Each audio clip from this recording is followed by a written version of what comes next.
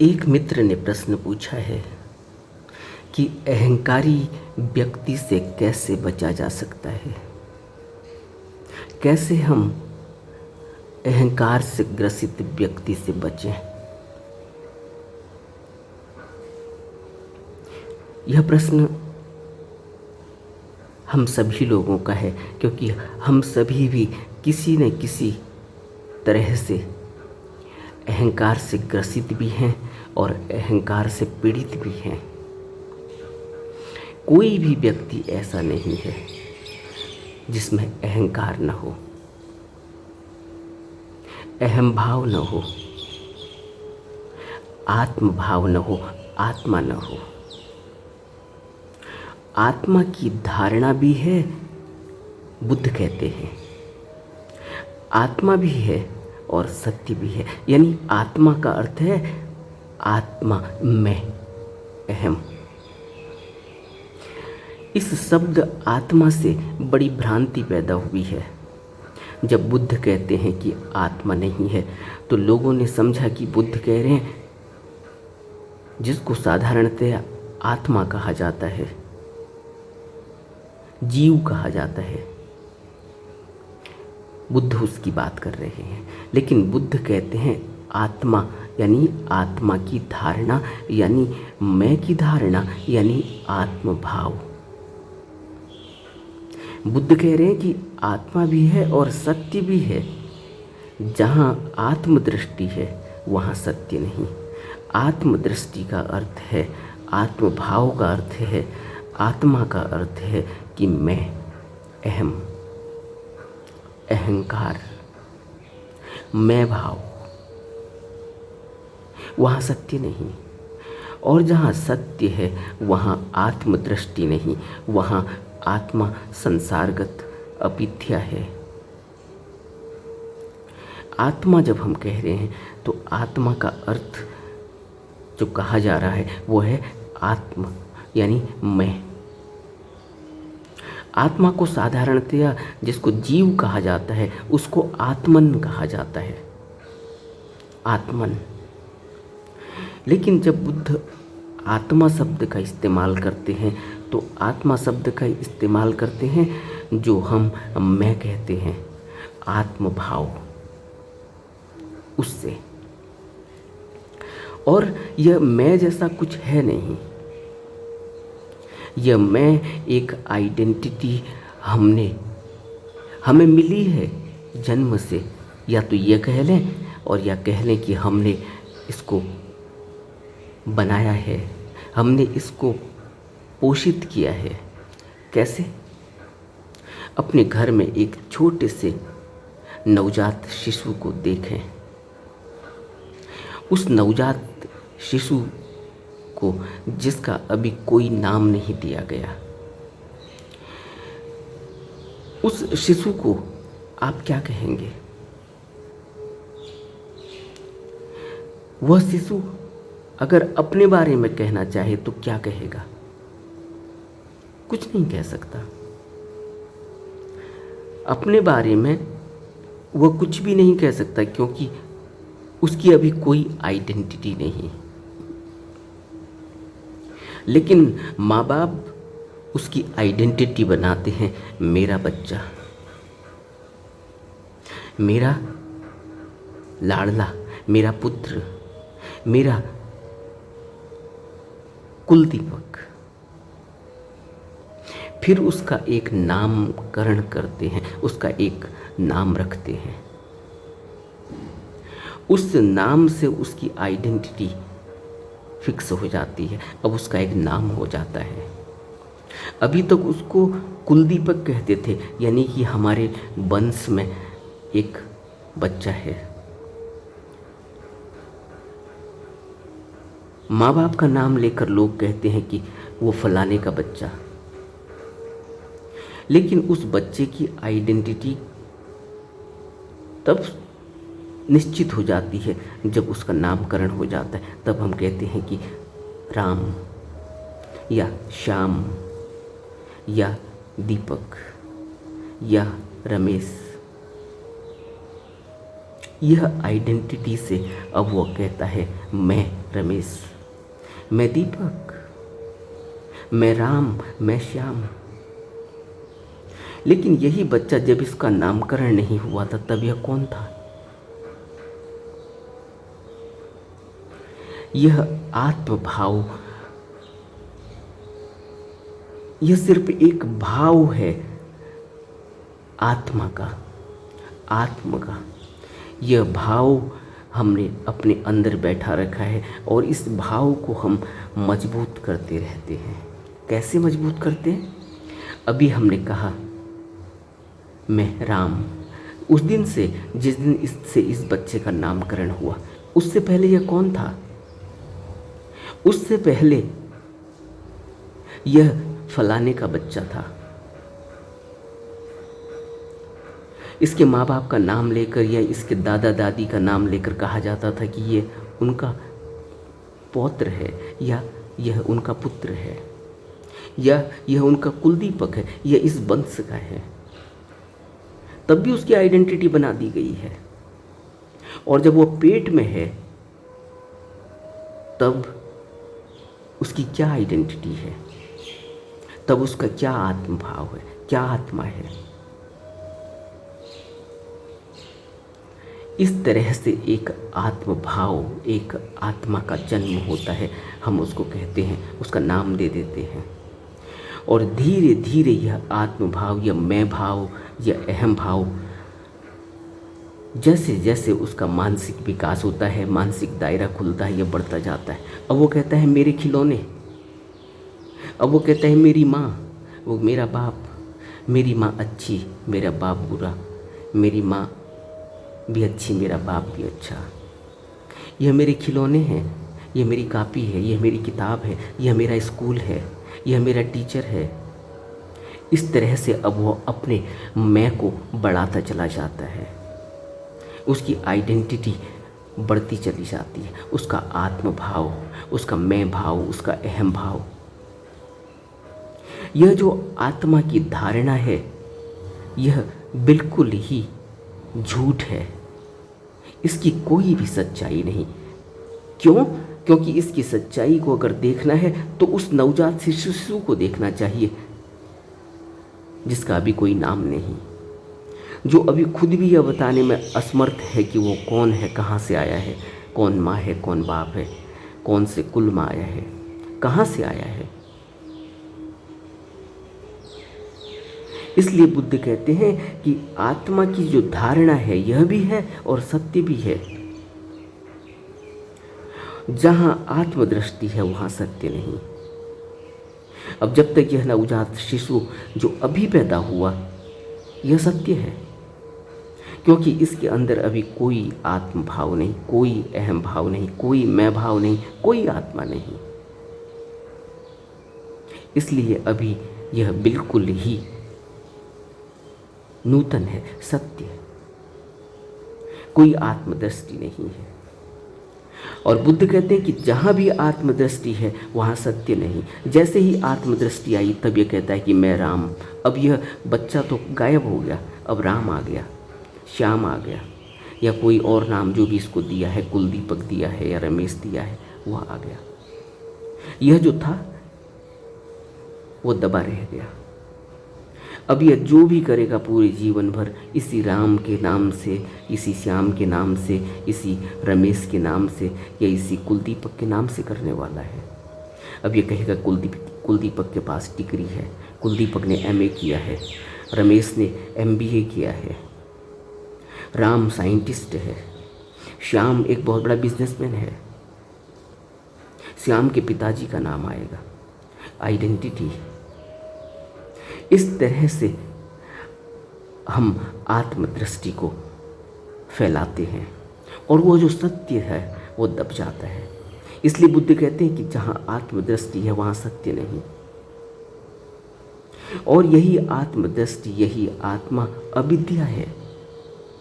यह व्यक्तिगत पार्थक्य है जिससे ईर्ष्या का जन्म होता है, द्वेष का जन्म होता है, मोह का जन्म होता है।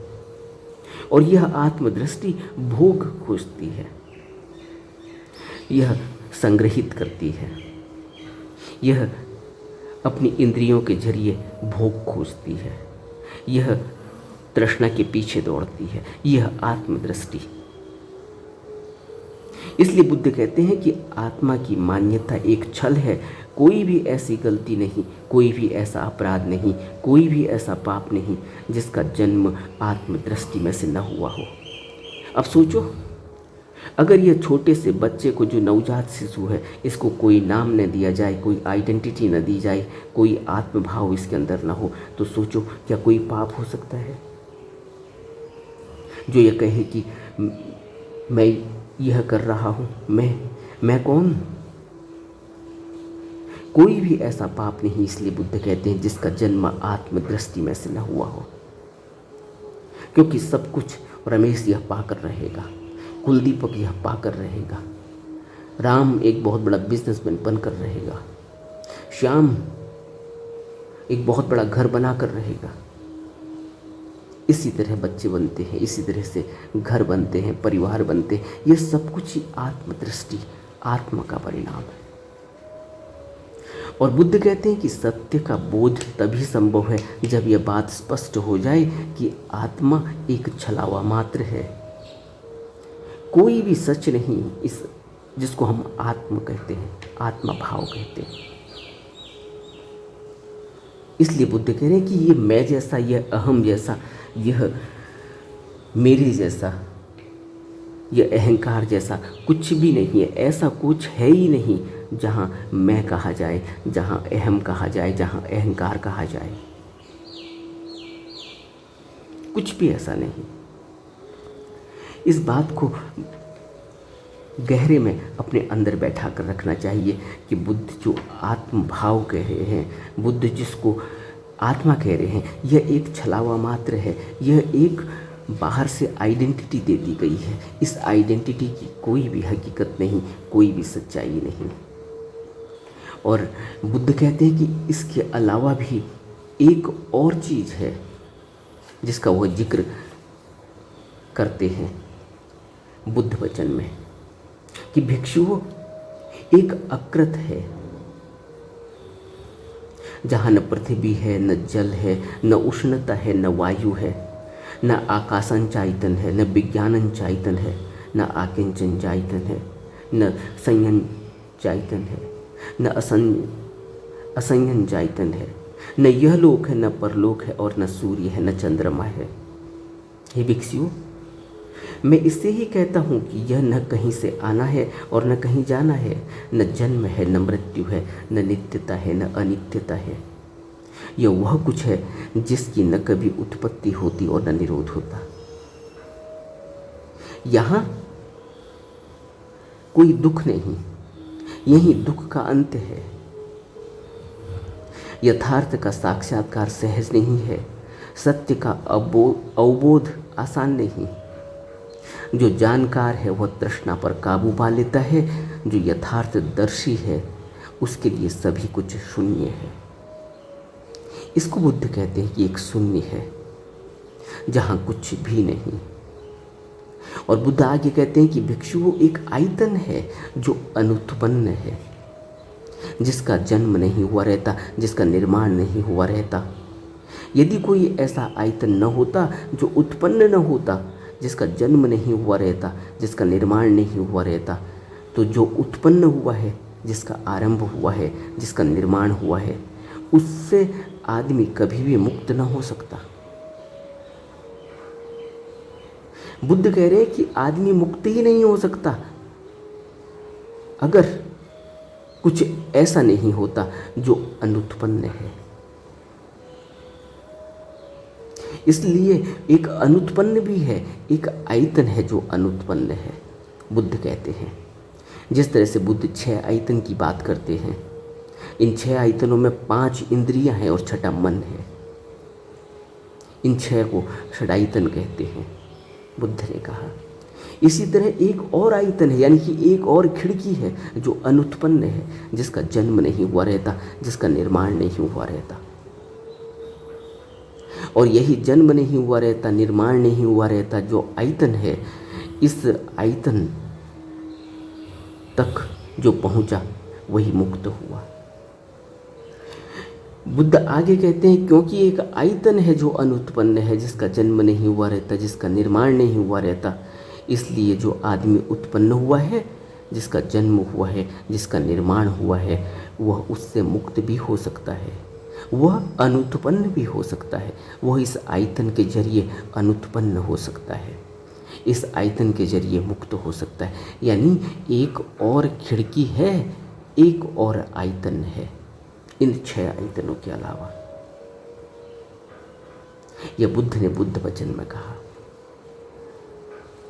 और हम बात कर रहे थे अहंकार की।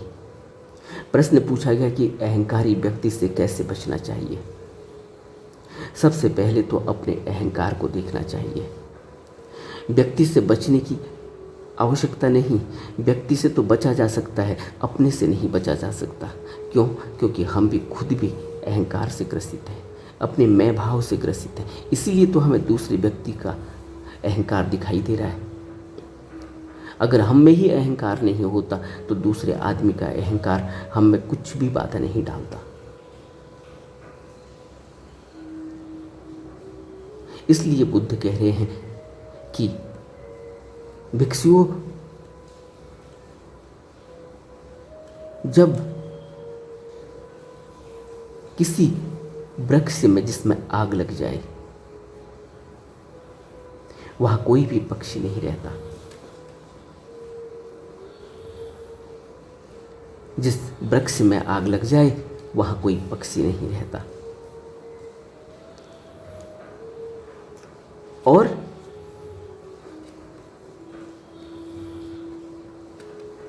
जब उत्तेजना घेरती है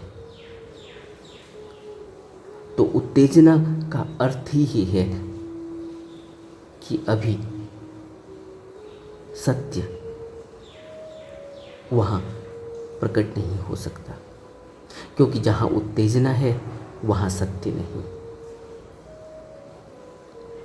उत्तेजना और सत्य का बैर है।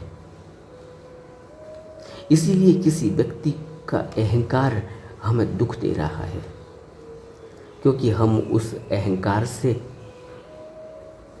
बचना चाहते हैं, अपने मैं भाव को उससे उलझना नहीं देना चाहते। क्योंकि बुद्ध हमें अपने उदाहरण से समझाते हैं। जब बुद्ध को किसी व्यक्ति ने गाली दी तो बुद्ध ने कहा कि तुमने जो कहना था कह डाला, क्या कुछ बचा है? उसने कहा नहीं। तो बुद्ध ने कहा कि अगर कोई व्यक्ति भेंट दे और दूसरा व्यक्ति उसे स्वीकार न करे तो वो भेंट का क्या होगा? वह भेंट उसी के पास रहेगी जो देना चाहता था, क्योंकि वह भेंट स्वीकार नहीं की गई। तुमने मुझे गालियां दी लेकिन मैं स्वीकार नहीं करता, मैंने स्वीकार नहीं की तो यह गालियां तुम्हारे ही पास वापस चली गई। इसी तरह से अगर कोई व्यक्ति अहंकारी है और मैं उस अहंकार से प्रभावित नहीं, मैं अहंकार से इसलिए प्रभावित हो रहा हूँ क्योंकि मेरे मैं भाव को चोट पहुँचा रही है, उसका अहंकार मेरे मैं भाव को चोट पहुँचाता है। सोचो, किसी व्यक्ति ने गाड़ी ली, अब वो गाड़ी को आपके आगे पीछे घुमाता है, आपके मैं भाव को चोट पहुँचती है। वो चाहे आपको चिढ़ा रहा हो, चाहे आपको सता रहा हो,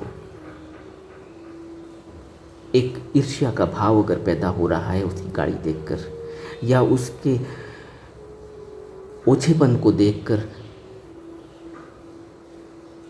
कहीं कोई उत्तेजना पैदा हो रही है, तो यह समझना चाहिए कि कहीं ना कहीं मेरे मैं भाव को चोट लग रही है। इसका मतलब मैं भी अहंकारी हूँ।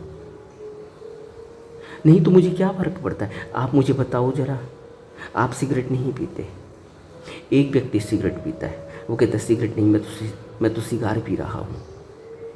आपके सामने सिगार पीता है, आपको क्या करना है? वो सिगार पिए, वो दुनिया की महंगी से महंगी सिगार पिए, दुनिया की महंगी से महंगी सिगरेट पिए, आपको कोई भी उत्तेजना नहीं होती, आपको कुछ भी फर्क नहीं पड़ता।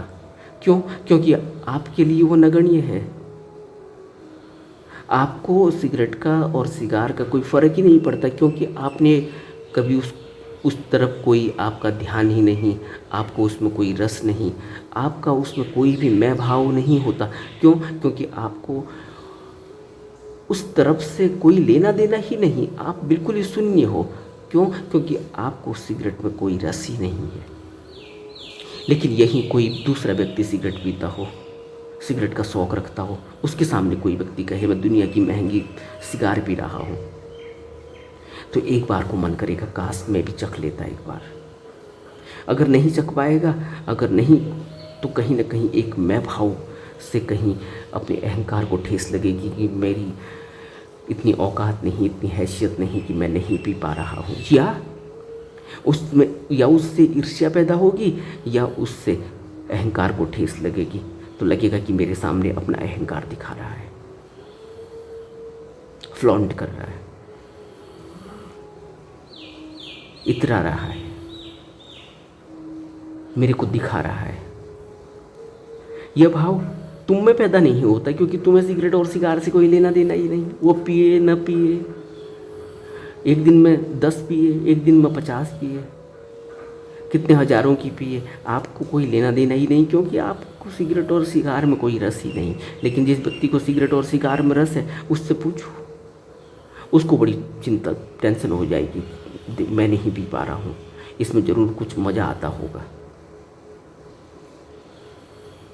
गहरे में अगर विचार करेंगे तो यह बात अपने अंदर बैठेगी कि अहंकार किस तरह से चोट मारता है। अपना ही अहंकार, दूसरा में अहंकार है या नहीं, वो दिखा रहा है, बता रहा है, जता रहा है, फ्लॉन्टिंग कर रहा है, कुछ भी कर रहा हो, लेकिन अगर हम में उसका कोई रस ही नहीं, तो फिर हम में कोई फ़र्क नहीं पड़ता। फिर तो वही बुद्धवत स्थिति है कि कोई गाली भी दे रहा है तो मुझे क्या करना है, वो देता रहे, अपना मुंह खराब करते रहे, मुझे उसकी गाली का क्या फ़र्क पड़ेगा।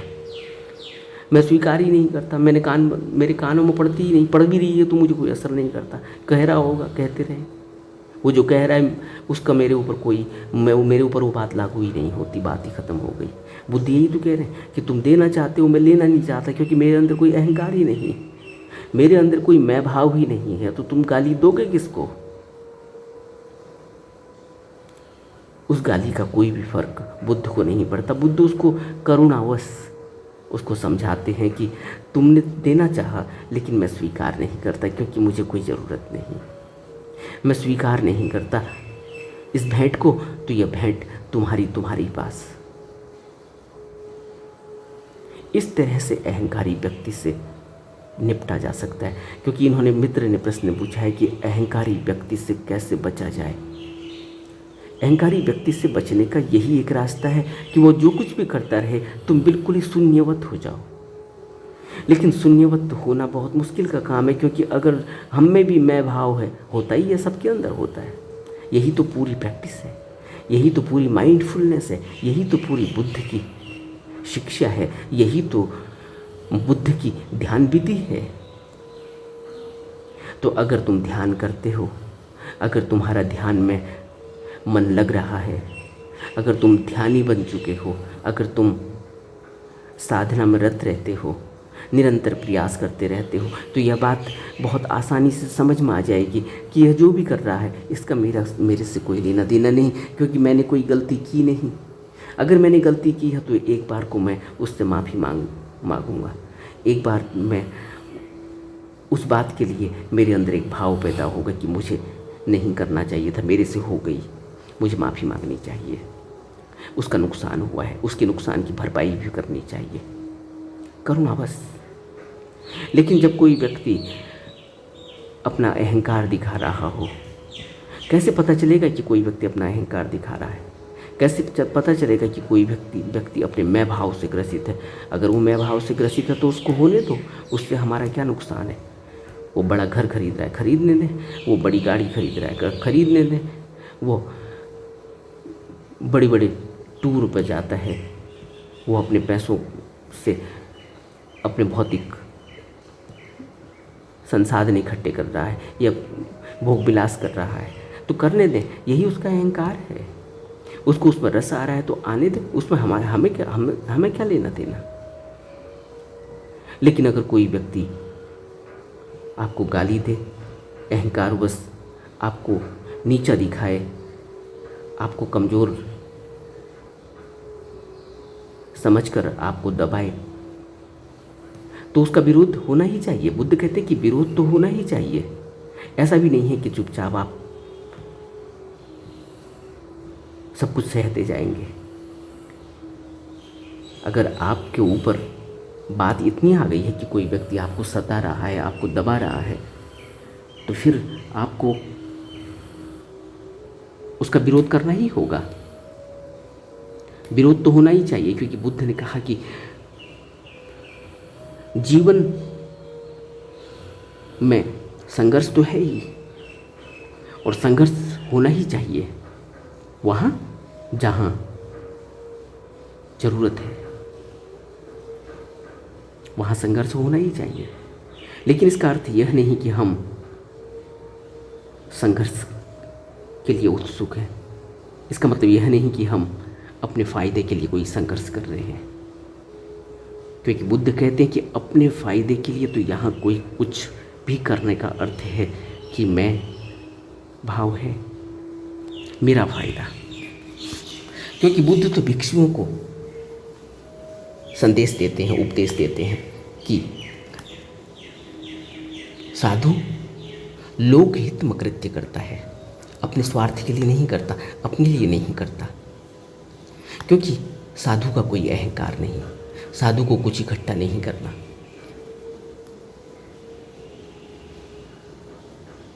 हमें बुद्ध के वचनों को गहरे में समझने की ज़रूरत है, लेकिन हम समझ तभी पाएंगे जब हम प्रैक्टिस कर रहे होंगे, जब हम गहरे में साधना कर रहे होंगे। नहीं तो समझ का दायरा नहीं खुलता। दायरा खुलता है जब हम गहरे में अभ्यास कर रहे होते हैं। अब अपने से प्रश्न करें कि अगर कोई आइडेंटिटी न हो उस नवजात शिशु की तरह, तो क्या कोई कह पाएगा कि मैंने क्या किया, मैं कौन हूँ? क्या कोई मैं जैसा कुछ होगा? क्या कोई आत्मा जैसा कुछ होगा? क्या कोई आत्म भाव जैसा कुछ होगा? क्या कोई आत्मदृष्टि जैसा कुछ होगा? तो फिर यह व्यक्ति, यह बच्चा जो है, इसी तरह से जब कोई व्यक्ति होगा जो सत्य में ही प्रतिष्ठित है, क्या वो कहेगा कि मैंने सत्य जान लिया? क्या वो कहेगा कि मैं सत्य हूँ? मैं आते ही सत्य दूर चला जाता है। इसीलिए तो बुद्ध कहते हैं कि आत्मदृष्टि हो तो फिर सत्य के दर्शन नहीं हो सकते।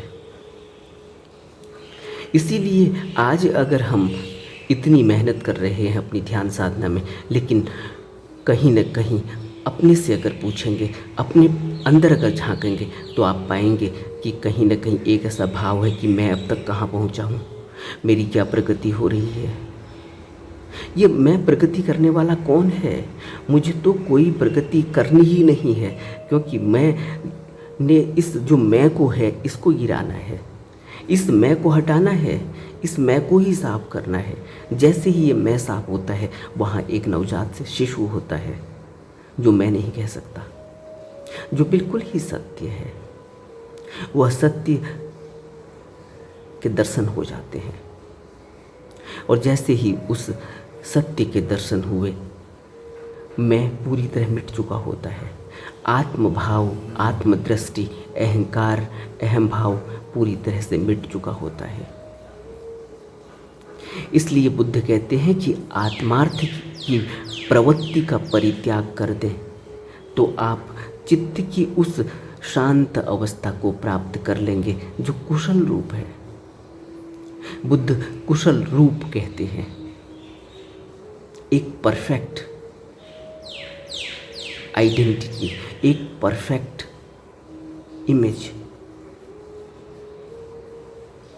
एक परफेक्ट इमेज जिसका कोई नाम नहीं, जो बिल्कुल ही शून्य है। क्योंकि वो क्या कहेगा? मैं तो है ही नहीं, तो कहेगा क्या? जो है वो दिख रहा है। इसलिए बुद्ध कहते हैं नानक नानक कहते हैं। नानक की वाणी को अगर पढ़ेंगे हर जगह अंत में नानक आता है। अगर बुद्ध को के उपदेशों को सुनेंगे तो वो बुद्ध कहेंगे। बुद्ध एक डिग्री है, नानक एक डिग्री है, एक अल्टीमेट है, एक अल्टीमेट ट्रूथ को कहा जा रहा है, न कि किसी आइडेंटिटी को। तो यह भूल कभी भी नहीं करनी चाहिए कि बुद्ध कोई एक ऐसी आइडेंटिटी है या कोई नानक कोई एक ऐसी आइडेंटिटी है, अपना नाम ले रहे हैं। नहीं, बुद्ध कहते हैं जो कुशल रूप है और जहाँ अविद्या के लिए कोई स्थान नहीं, क्योंकि अविद्या का अर्थ ही है अज्ञानता और अहंकार, और अज्ञानता तब पैदा होती है जब मैं भाव पैदा होता है। मैं से अज्ञानता, मैं से अहंकार, मैं से अंधकार। क्योंकि मैं तो बहुत छोटा हूँ, मैं यहाँ क्या कर पाऊँगा। लेकिन मैं कहता हूँ कि मैंने घर बना लिया, मैं कहता हूँ कि मैंने बिजनेस खड़ा कर दिया, मैं कहता हूँ कि मैं साइंटिस्ट बन गया, मैं कहता हूँ कि मैं प्रोफेसर बन गया। लेकिन यह मैं थोड़ी ही देर में विनस जाता है। एक सांस अंदर से बाहर ना आए अगर, तो यह बिजनेसमैन, यह साइंटिस्ट, यह प्रोफेसर विनस जाएगा, ख़त्म हो जाएगा। इसकी कोई आइडेंटिटी नहीं रहेगी, इसको फिर कोई देख भी नहीं पाएगा, कोई कह भी नहीं पाएगा, कोई इसको जान भी नहीं पाएगा कि यह गया कहाँ। मिट्टी में मिल जाएगा शरीर, और बाकी चित्त कहाँ गया कोई पता नहीं। और यह अभी मैं कह रहा था कि मैं साइंटिस्ट, मैंने इतनी बड़ी खोज कर दी, लेकिन इसको खुद का पता नहीं कि यह कहाँ चला गया। इसलिए अज्ञानता शब्द का इस्तेमाल बुद्ध कहते हैं अविद्या। जहाँ अविद्या है वहाँ कुशल रूप नहीं प्राप्त किया जा सकता। इसलिए कहते हैं कि आत्मार्थ की प्रवृत्ति का परित्याग कर दें। इसलिए बुद्ध ने मैत्री भावना पर विशेष रूप से बल दिया। जो इन मित्र ने प्रश्न पूछा है कि फिर बचें कैसे अहंकारी से, तो सबसे पहले तो अपने अहंकार को देखें कि मेरे अहंकार को चोट क्यों लग रही है, उसके कृत्यों से, उसकी एक्टिविटीज़ से, उसके एक्शन से मेरे अंदर क्यों प्रभाव पड़ रहा है। सबसे पहले तो यह देखें, और फिर मैत्री भावना। बुद्ध कहते हैं कि मैत्री भावना इसमें बहुत काम आती है। जो कुशल पथ का अनुगामी है, यानी जो सत्य की खोज में है, उसे संतोषी होना चाहिए, उसे सुभर होना चाहिए, अल्पकृत्य होना चाहिए, सरल होना चाहिए, शांतेंद्रिय होना चाहिए। इन सभी फ्रेजेस को गहरे में अपने अंदर टटोलना चाहिए। क्या मैं संतोषी हूँ? क्या मैं सुभर हूँ? क्या मैं अल्प कृत्य वाला हूँ? क्या मैं सरल हूँ? क्या मैं शांतेंद्रिय हूँ?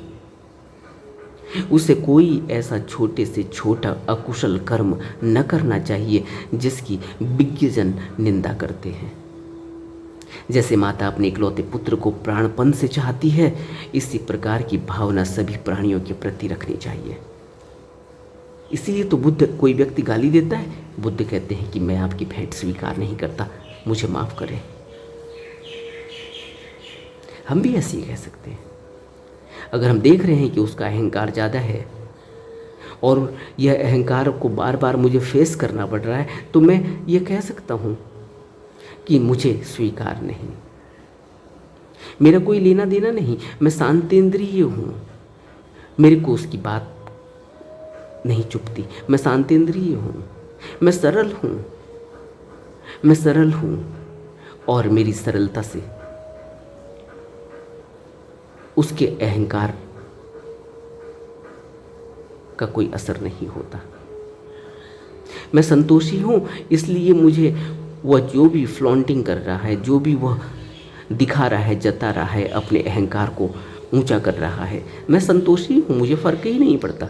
वो खीर खा रहा है, खाए, वो पैसे गिन रहा है मेरे सामने, वो मेरे सामने अपने बैंक बैलेंस दिखा रहा है, अपने घर और गाड़ी की बात कह रहा है, लेकिन मैं संतोषी हूँ, मुझे ज़रूरत ही नहीं, मेरा आनंद वैसे ही उससे ज़्यादा है। जो उन चीज़ों को पाकर भी नहीं मिलता, वो आनंद तो मुझे वैसे ही ध्यान साधना से मिल रहा है। मैं संतोषी हूँ क्योंकि मुझे बहुत कुछ मिला है, तो उसका अहंकार वैसे ही खत्म हो जाएगा। इसलिए बुद्ध कहते हैं कि जैसे माता अपने इकलौते पुत्र को प्राणपन से चाहती है, इसी प्रकार की भावना सभी प्राणियों के प्रति रखनी चाहिए। हमें तो करुणा आनी चाहिए, हमें दया आनी चाहिए। अगर कोई व्यक्ति अहंकार हमारे सामने जता रहा है तो हमें दया आनी चाहिए, करुणा आनी चाहिए। उसकी बुद्धि पर, उसकी विवेक पर, उसके इंटेलिजेंस पर, उसके इंटेलेक्ट पर, उसकी सोचने और समझने की क्षमता पर हमें करुणा आनी चाहिए, दया आनी चाहिए। उसके लिए प्रार्थना उठनी चाहिए कि इसके अंदर सुमति आए, इसका भी कल्याण हो, इसकी भी, इस पर भी बुद्ध की कृपा हो, यह भी सुखी हो, अहंकार से मुक्त हो, यह अपने को देख पाए, सभी का कल्याण हो, सभी प्राणी सुखी हों। उसे चाहिए कि अपने ऊपर की ओर मैत्री भावना करे, अपने नीचे की ओर मैत्री भावना करे, खड़ा हुआ होकर मैत्री भावना करे, चलता फिरता होकर मैत्री भावना करे, बैठा हुआ मैत्री भावना करे, लेटा हुआ मैत्री भावना करे। इसी स्मृति को नित्य बनाए रखे, यही ब्रह्म विहार है। जिस भी व्यक्ति के अंदर यह भावना पैदा हो गई कि मैं संतोषी हूँ, मैं शुभ्र हूँ, मैं अल्पकृत्य हूँ, मैं सरल हूँ, मैं शांतेंद्रिय हूँ, कोई भी अकुशल कर्म मेरे से न हो, इसके लिए मैं सचेत हूँ, और मेरे अंदर अगर यह भाव पैदा हो गया, जैसे एक माँ इकलौते पुत्र को अपने प्राण से चाहती है और भावना करती है कि सभी प्राणियों के प्रति, कि सभी प्राणी सुखी हों, सभी का कल्याण हो, ऐसे ही मेरा उठते बैठते चलते फिरते सोए एक ही भाव है, मैत्री भावना। तो फिर अहंकार कहाँ टिकेगा दूसरे का? और फिर अहंकार मेरे अंदर तो होगा ही नहीं। अगर मेरे अंदर हुआ तो फिर मेरे अंदर से मैत्री भावना नहीं निकलेगी। एक तरफ मैत्री भावना निकलेगी, दूसरी तरफ से कहीं ना कहीं उसके प्रति नकारात्मक विचार भी उठेगा। इससे पता चलता है कि मेरी साधना अभी अधूरी है, मैं भी कच्चा हूँ। लेकिन जब मैत्री भावना उठे, जब लेटे होकर मैत्री भावना उठे, बैठे होकर मैत्री भावना उठे, चलते फिरते मैत्री भावना उठे, जो भी व्यक्ति दिखे करुणा दया, जो भी प्राणी दिखे सभी प्राणी सुखी हों का भाव, और यह स्मृति नित्य बने रहे। स्मृति का अर्थ है आनापान स्मृति इतनी गहरी हो जाए कि स्मृति नित्य ही बनी रहे। तो यह सोचना चाहिए कि वह ब्रह्म में विहार कर रहा है। यही बुद्ध कह रहे हैं, और यही अहंकार से बचने का तरीका है। अपने अहंकार को देखें और फिर दूसरे के अहंकार से बचने के लिए करुणा दया संतोष शांतेंद्रिय सरल और अल्पकृत्य, ये सभी गुण अपने अंदर होने चाहिए, तब किसी भी अहंकार से बचा जा सकता है। नमो बुद्धाय।